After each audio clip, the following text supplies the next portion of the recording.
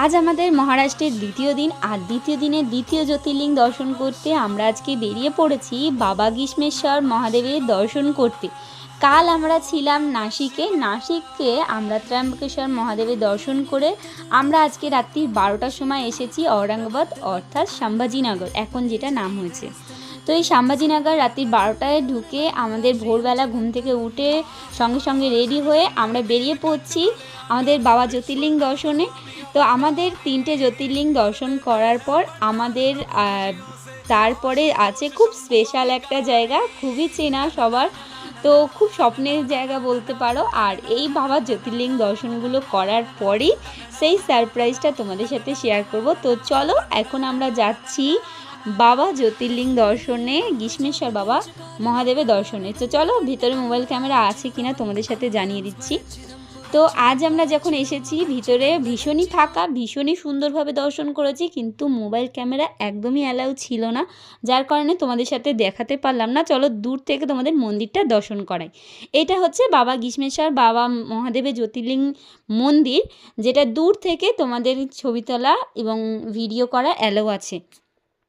মন্দিরে দর্শন করার পর পাশেই আরও একটি মন্দির, আর এখন সকাল প্রায় 11টা। মন্দিরে দর্শন করে আমরা বেরিয়েছি, ভীষণ সুন্দর একটা ঠান্ডা হাওয়া, তার সাথে একদম গা জ্বালানো রোদ, বেশ মজাই লাগছে।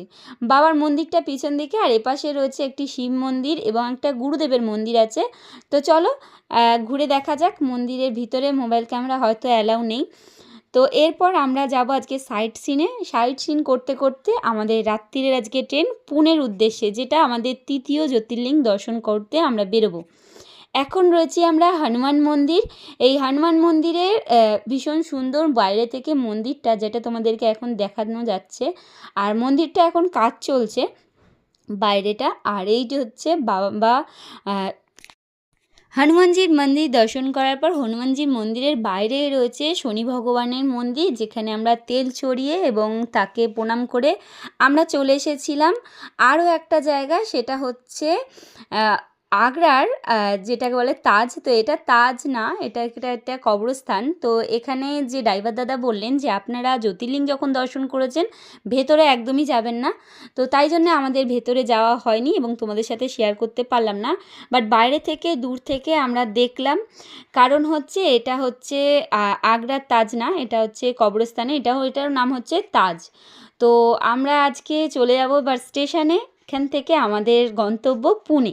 তো কেমন লাগলো আজকে ছোট্ট একটা মিনি ব্লগ কমেন্টে জানিও, ভালো লাগলে একটা লাইক করে পাশে থাকার অনুরোধ রইল।